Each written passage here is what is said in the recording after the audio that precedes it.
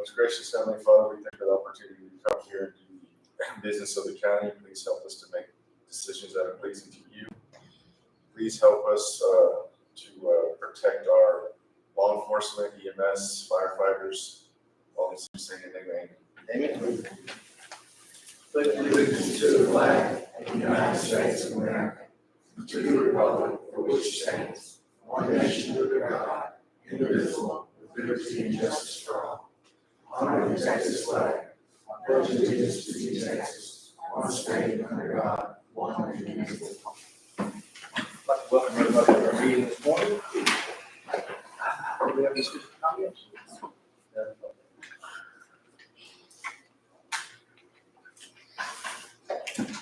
This time, we're going to our consent agenda. I hope you all had a chance to take a look at this. Do we have any action that you want to take? So move to approve the consent agenda. Second. Motion and second. Any other discussion on the time? All in favor say aye. Any opposed? Motion passed. Let's go to our regular agenda. We're going to discuss take action on county burn ban. I think today we can just pass that once again. So we'll go to number 8. And we're going to accept for record the Department of the Operations report from county officials. I've had those all in your package. I hope you had a chance to take a look at them. I'll need a motion to approve them. Motion. Second. And a second. All in favor say aye. Aye. Any opposed? That'll pass. Okay. Item number 9 is approval resolution authorizing releasing tax funds to sell Limestone County Trust properties on the November 5th, 2024. I've got folks here from Greg. Go ahead and tell us who you are, who you brought with you, and what you want to talk about. Okay, so I'm Keith Treadway. I'm an attorney with Greg up right now. I'm on College Station. This is Stacy Gold. She's an attorney of the firm, and she'll be out of Waco in pretty short order. And so, end results is we're the 2 attorneys that will be taking over from Robert in time.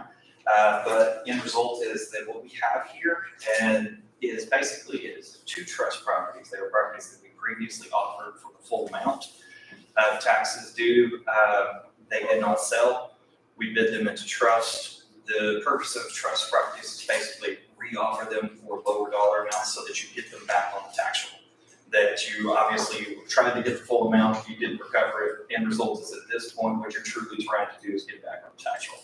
So my standard procedure typically when it comes to trust properties is the first time that I re-offer it for sale, I will offer it for basically usually half of what we offered it the first time. And so in one of these instances, it's we offered it for $59,000. It's basically, that is the one, it's here in Gross Bay. It's going to be the old church back here. The problem we have with that one is that the building itself is severely overvalued by the appraisal district. And so I may actually offer that one for a little lower than half. We're really, the end result is that if we do not get to sell it this year in November, what that means is that it will be exempt for another year. Because as of January 1st, if it's exempt, because the trust property is exempt while it's exempt. And so if we don't get it sold in November, it will be exempt for next year and you won't get any taxes. End result is that we need to get that thing back on, so I may offer that one for less. And that's going to be a lot of work. Correct. And so end result is anybody who bids on that thing is going to be calculated the amount of work that they have to put into it in addition to the purchase price. And so they're not going to bid what you might think that is. The other property, it's in the town of Fallon. And so that one, we're just going to do the standard half, which will be basically between $3,000 and $4,000. And so it's standard. It's nothing particularly exceptional in terms of unique, the way that this one was. And so what we're asking for is basically permission for us to offer what we need to offer it for in order to get the property sold. So that's what I'm actually asking for approval today. And so the way that your resolution is worded is it specifically basically states that you're granting the attorney the right to do so versus us specifically asking for a specific dollar amount. So, but it'll be in the range of what I've already talked about here today. That's what we hire you for. That's What is the appraisal district of this property's price for? so one that was offered for $59,000. Basically, that one is the improvement is a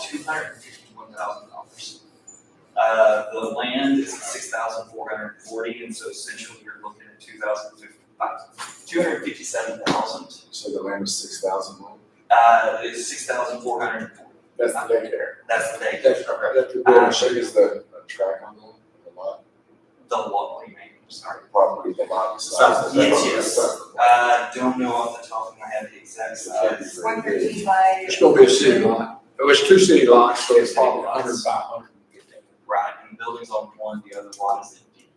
And so and that's the thing, is we offered it for 60 the first time, it's valued at 257, and we didn't get 60. And so, It's only 95 feet of frontage, and 95 feet of 167.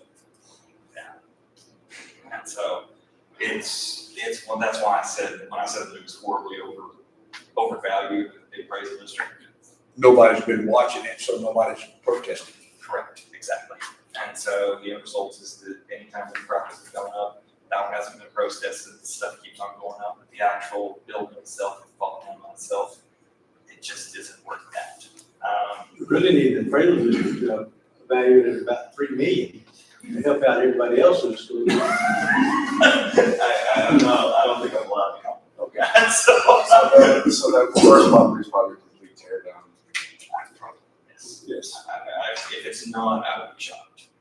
The other property, the lot in Fallon is $8,160.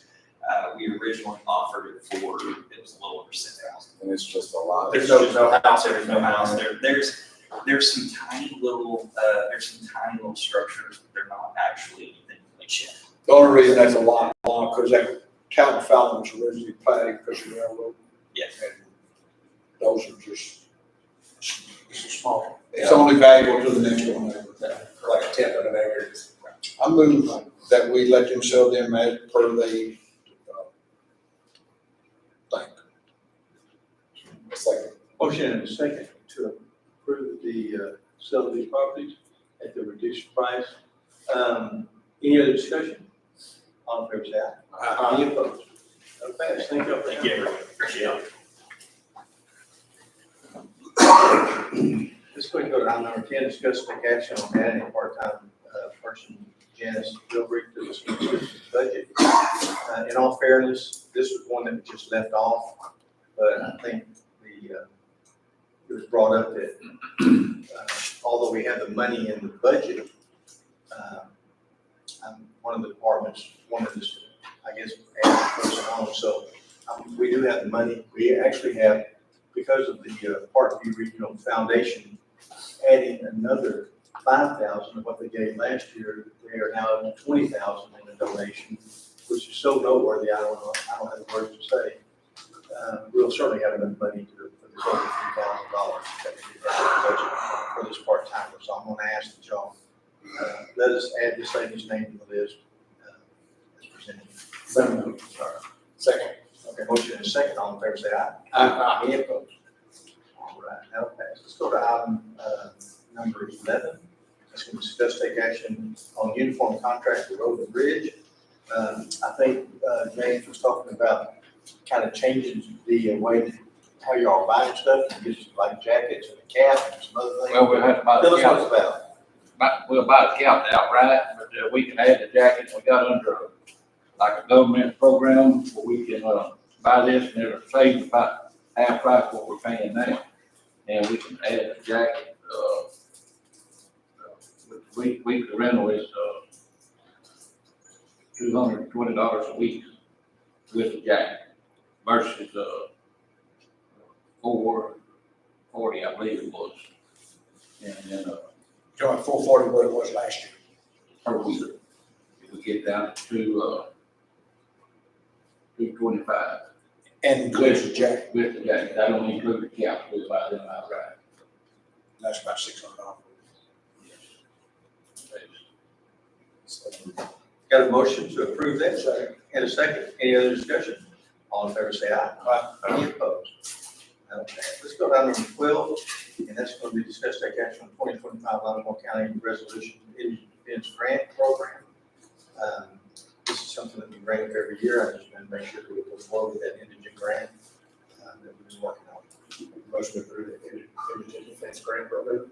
Okay. Have a motion Second. And a second. Any other discussion? All in favor say aye. Any opposed? All right. Item number 13 is discuss take action on the following contract service agreements between Limestone County and we have a couple here, the Coolidge Volunteer Fire Department and the East Lake Limestone Volunteer Fire Department. You want to approve that contract? So moved. Second. Motion and a second to approve that. Any other discussion on this item? All in favor say aye. Aye. Any opposed? Judge, under those, contracts, have we heard anything from the city, like, Chantel's not here, so I don't know. okay, we just have approved most all those contracts at this point. Right. And I don't know that we've got that one in yet. I know they were stalling a little bit with some questions for the commissioners. So I'm thinking it's I going think to they be, were satisfied. you think they went ahead and. Well, I don't know if they approved it, whatever, I just curious what we. I got a phone call from the city manager, saying that some of the city council people were concerned about it. And then when I tried to explain back what all Limestone County had done for them, Yeah. that maybe hadn't been mentioned. Yeah, I had that same I think conversation. maybe they might have softened it a bit. To answer your question, I don't know, but I will find out. Next is the dreaded item number 14, is the adjournment. Anybody want to? Did I get a motion? Oh, motion. And a second. All in favor say aye. Any opposed? We stand adjourned. Sorry.